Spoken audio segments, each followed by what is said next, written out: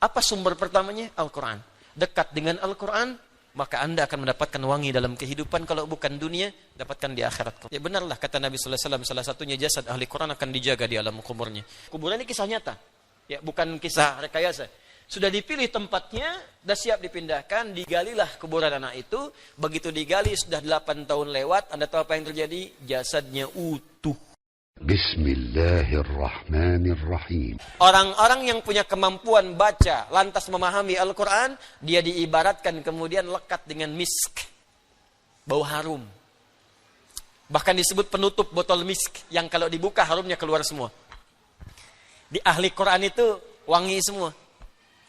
Kalau bicara wangi, kalau menatap wangi, kalau jalan wangi. Wangi itu kan semerbak, bagus.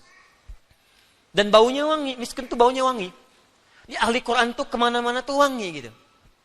Disebutkan pun wangi.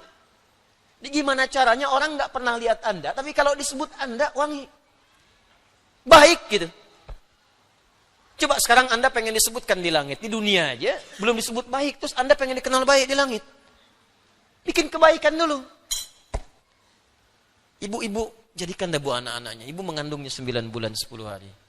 Melahirkannya berjuang dengan kematian. Mesti ada kebanggaan, Bu.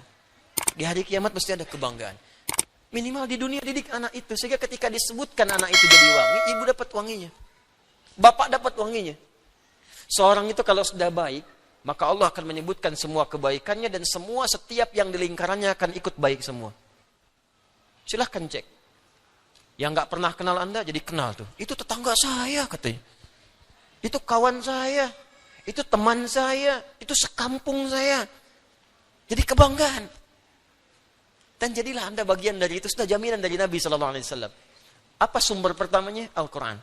Dekat dengan Al-Quran, maka Anda akan mendapatkan wangi dalam kehidupan. Kalau bukan dunia, dapatkan di akhirat kelak. Saya kemarin hari Sabtu, setelah dari Tanah Kusir, saya berbincang dengan kawan. Allahu Akbar. Ya benarlah kata Nabi SAW, salah satunya jasad ahli Quran akan dijaga di alam kuburnya. Dia ada satu anak kecil. Ya, kalau anak memang sudah kecil, perempuan. Dia usia sekitar 7 tahun, 7 ke 10 tahun. Di Arab sana, bukan di sini. Dia penghafal Quran. Wafat anak itu. Dalam keadaan penghafal Quran.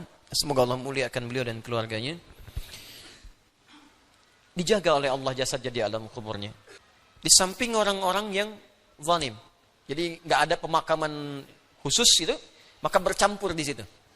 Ya, ada zalim dalam akidah berarti belum beriman, ada zalim dalam perbuatan maksiat dan sebagainya. Itu bapaknya terus-terusan mimpi. Mimpi anaknya minta, "Pak, pindahkan makam saya. Berisik di sini, pindahkan makam saya. Nggak kuat saya dengar orang disiksa terus-terusan. Nggak kuat. Jadi teriak sana, teriak sini. Wah, nanti deh kalau antum udah dikubur bisa terasa lah gitu ya. Atau kita nanti terasa sendiri. Ya, nanti banyak hal yang disebutkan dalam makanya ngaji yang betul. Persiapan, jangan cuma dunia disiapkan, persiapan ke alam kubur.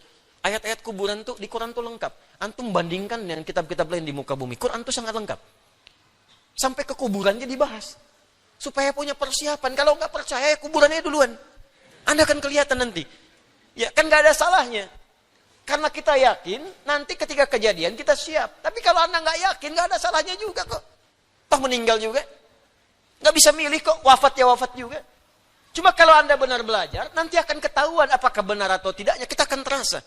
Sekarang iman dulu. Nanti kalau natap, ainul yakin. Kalau merasakan, hakul yakin. Cuman yang dirasakan itu, apakah positif atau negatif. Maka anak ini berkata di mimpi bapaknya, "Tolong pindahkan saya, nggak kuat saya di sini." Karena berkali-kali terjadi, bukan sekali dua kali. Dan itu dalam suasana yang baik. Kayak kalau antum mimpi yang aneh, bangun, wudu dulu. Ya, sholat kalau malam, sholat, niatkan tahajud, niatkan macam-macam, tidur lagi. Kalau mimpi lagi benar, 2 kali mimpi, 3 kali mimpi, itu petunjuk dari Allah. Ya, jelas ya. Tapi kalau sekali misalnya mimpi setelah itu nggak ada, setan ganggu. Ya, kalau pada yang negatif-negatif. Atau khayalan-khayalan yang mungkin ingin tercapai ke situ, tapi sebetulnya bukan. Maka bapaknya ini berinisiatif, diskusi dengan keluarganya, digali makam atau dipindahkan. Sudah dipilih tempatnya yang baik di pekuburan, ini kisah nyata. Ya, bukan kisah rekayasa. Sudah dipilih tempatnya, sudah siap dipindahkan, digalilah kuburan anak itu. Begitu digali, sudah 8 tahun lewat, Anda tahu apa yang terjadi? Jasadnya utuh. Tak hancur dimakan tanah. Jadi kisah nyata. Dan sudah banyak kisah semacam ini. Jadi kalau tanda-tanda yang tertuliskan sudah nampak dalam kehidupan Anda belum iman juga, maka dengan cara apa lagi Allah memberikan petunjuk supaya kita beriman? Apa sih yang kurang yakin sampai kita kurang yakin dengan Allah? Hah? Rabbin fa'ana bima 'allamtana, Rabbi 'allimna alladzi yanfa'una.